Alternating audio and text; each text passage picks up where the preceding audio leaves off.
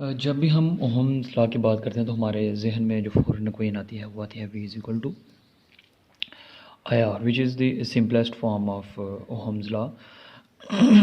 लेकिन इस फॉर्म के अलावा एक और फॉर्म भी हमारे पास मौजूद है ओहम लॉ की, जो कि J is equal to sigma E है।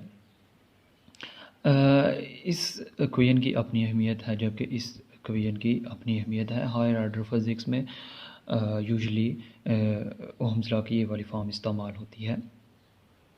अगर हम बात करें ओहम्स लॉ की इस फॉर्म की, तो ये सिंपलेस्ट फॉर्म है V is equal to I R, और इसी को यूज़ करके हम ये वाली इक्वेशन डिराइव करेंगे, और इसके अलावा इस इक्वेशन को हम डायरेक्टली भी डिराइव करेंगे मुख्तलिफ सपोजिशंस करके। अगर हम बात करें V is equal to I R की, तो इसकी डिमॉन्स्ट्रेशन कुछ इस तरह से होती है कि अगर हमारे पास कोई एक कंडक्टर मौजूद है, just say with the surface area A, और इसकी लेंथ L है, और इसको हम एक बैटरी के क्रॉस लगा देते हैं जिसकी वोल्टेज V है।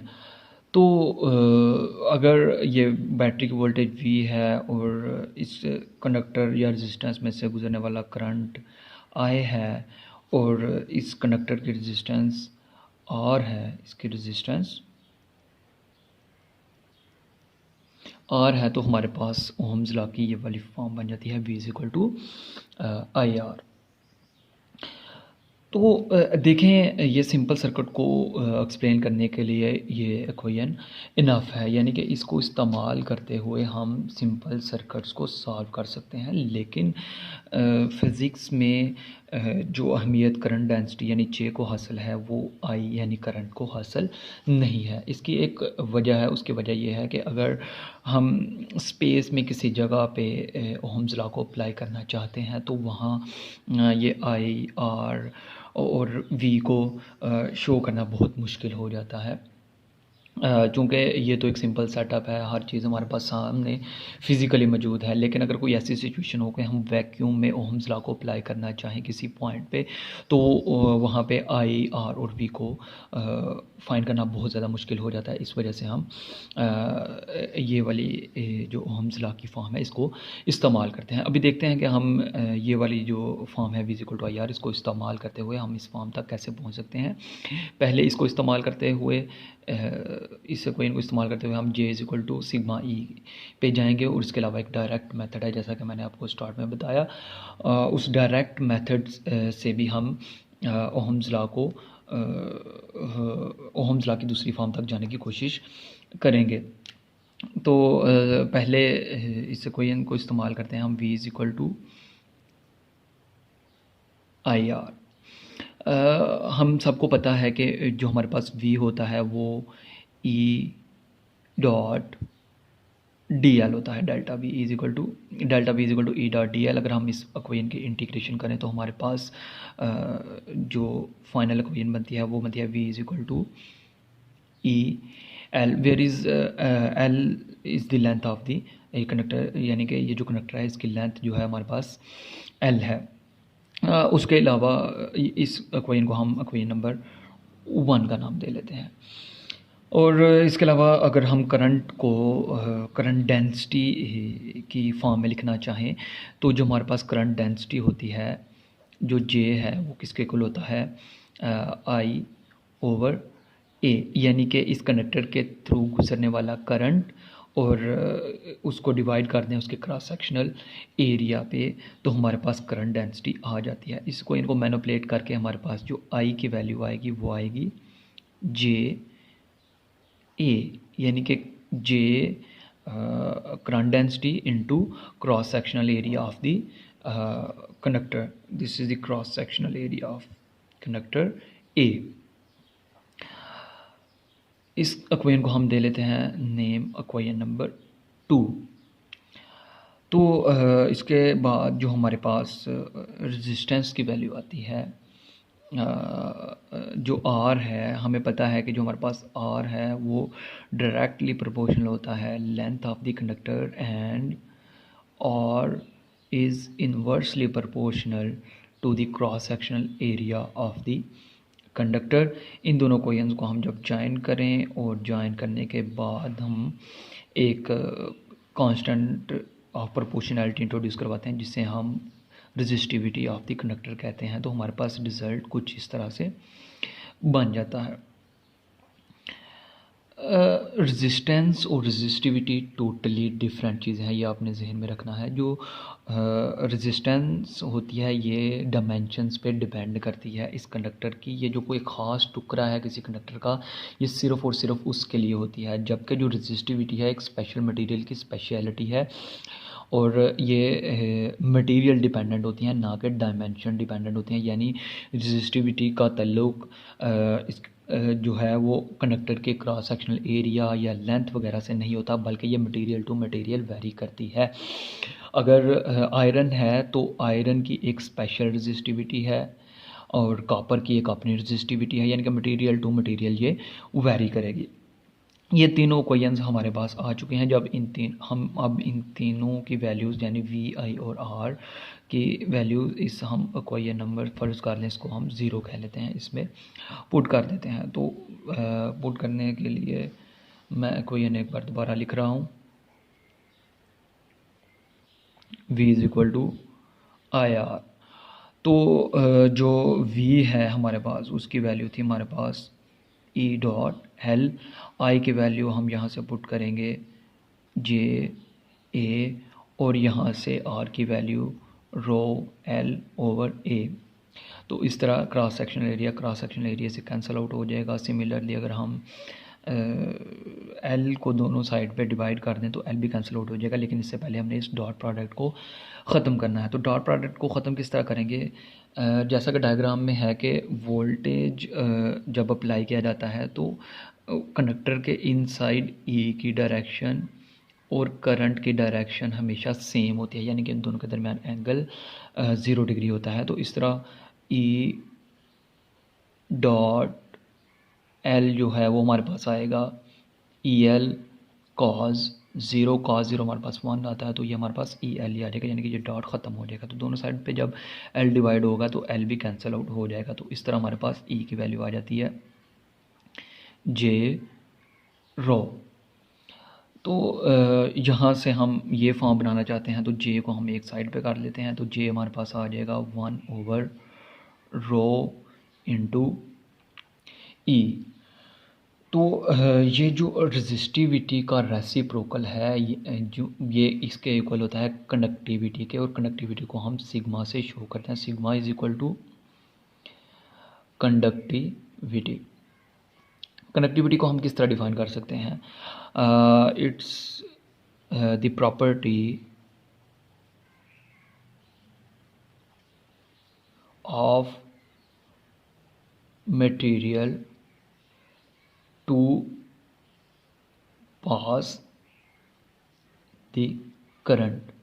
ये कनेक्टिविटी की डेफिनेशन है, और जो रेजिस्टिविटी है उसकी भी डेफिनेशन सेम है, बस यहाँ ये आएगा the property of the material to oppose the flow of current. ये पास करने की एबिलिटी है कनेक्टिविटी, जबकि जो रेजिस्टिविटी है वो अपोज करने की एबिलिटी है। तो जब हम 1 ओवर रेजिस्टिविटी को सिग्मा पुट करेंगे तो हमारे पास फाइनल फॉर्म आ जाएगी जे। ये जो फॉर्म आई है ये हमारे पास है स्केलर फॉर्म। तो स्केलर फॉर्म को जब हम चेंज करेंगे अभी वेक्टर फॉर्म में चेंज करने के लिए, चूँकि करंट डेंसिटी जे और ई की वैल्यू जो होती है इनके दरमियान जो इनके जब हम वेक्टर्स ड्रा करते हैं तो उनकी डायरेक्शन हमेशा सेम होती है। तो हम दोनों साइड पे एक यूनिट वेक्टर एन से मल्टीप्लाई करवा देंगे। तो यूँ हमारे पास ओहम्स लॉ की जो दूसरी फॉर्म है वेक्टर फॉर्म वो कुछ इस तरह से हमें मिल जाएगी। जो डॉट एन इसके साथ मिलके जो है सॉरी डॉट नहीं क्रॉस इन्हें वेक्टर बना देगा। यूँ हमारे पास वैल्यू आ जाएगी। ये जे के ऊपर अभी एरो आ गया, यानी ये शो कर रहा है कि ये हमारे पास अभी वेक्टर फॉर्म आ चुकी है। तो यूँ ई के ऊपर भी हम वेक्टर फॉर्म लगा देंगे। तो ये हमारी फाइनल इक्वेशन। ये तो था इस सिंपल इक्वेशन को v is equal to I R इस्तेमाल करते हुए। इसके बाद एक सेकंड मेथड है इसकी डेरिवेशन का, जिसको इस्तेमाल और वो डायरेक्ट मेथड है, उसमें ये v is equal to I R equation इस्तेमाल नहीं होती। इसको इस्तेमाल करते हुए अब हम ओहम्स लॉ की यही इक्वेशन डिफ़ाइन करेंगे। और जो अभी मैं ड्राइव करने जा रहा हूँ जो चीज़, वो इससे ज़्यादा इम्पॉर्टेंट है। और उसकी डेरिवेशन चूँकि किसी भी चीज़ पे डिपेंड नहीं कर रही, तो हो वो ज़्यादा अहम है। तो चलिए अभी देखते हैं कि डायरेक्ट हम किस तरह ओहम्स लॉ की ये फॉर्म बना सकते हैं। इसमें देखें कुछ उसी तरह का सेटअप है जिस तरह का पिछले डायग्राम में मौजूद था। एक वोल्टेज सोर्स हमने वी अक्रॉस द कनेक्टर लगाया हुआ है।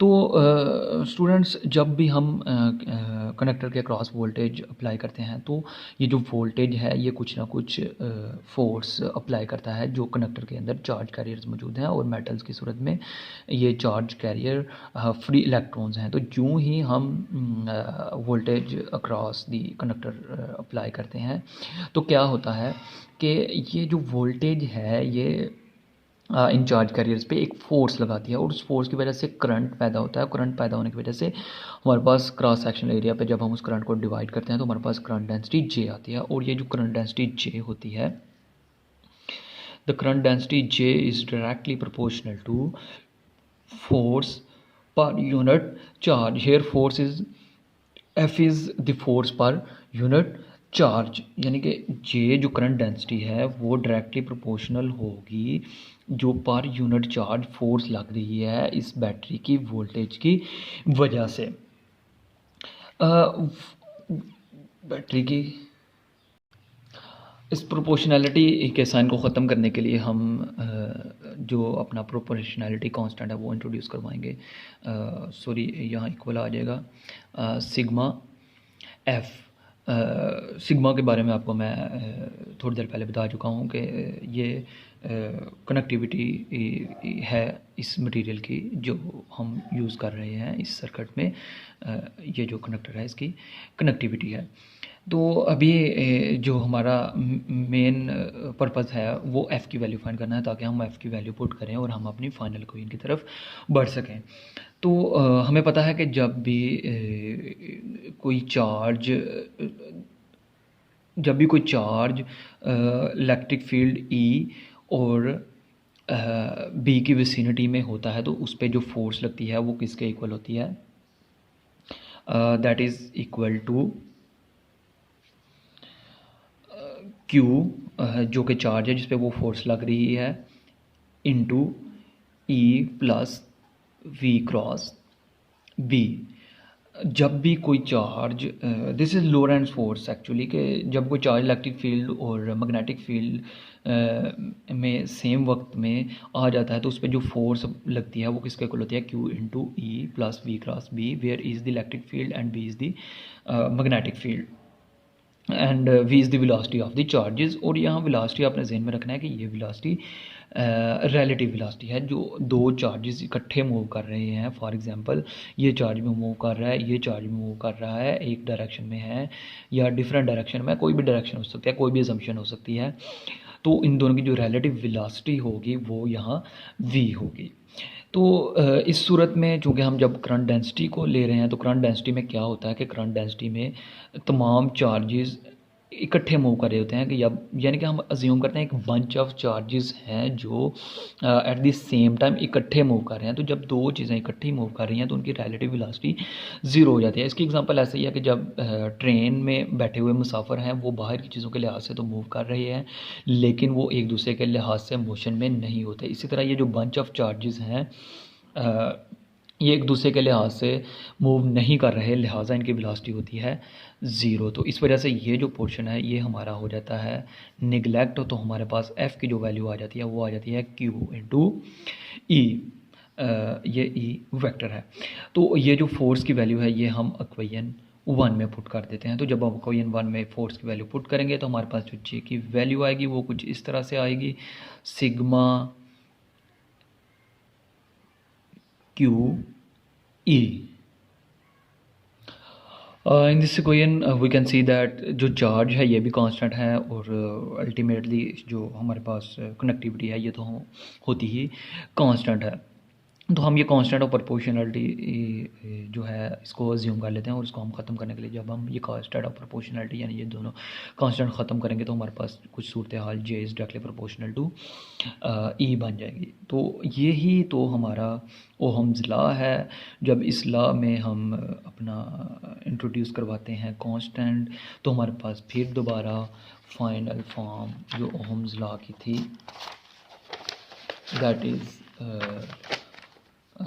जे is equal to sigma E बन जाती है। तो इस तरह ये दो तरीक़ों से हम ओहम्स लॉ को डिफ़ाइन करवा सकते हैं। ओहम्स लॉ की हमने स्टेटमेंट की बात नहीं की, तो अगर हम इसकी स्टेटमेंट की बात करें तो वो कुछ इस तरह से है। मैं इस साइड पे इसे लिख देता हूँ।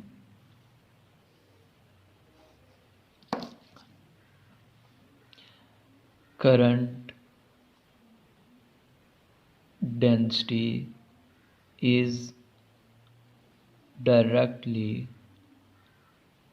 proportional to the electric field inside the conductor. This is the statement of Ohm's law.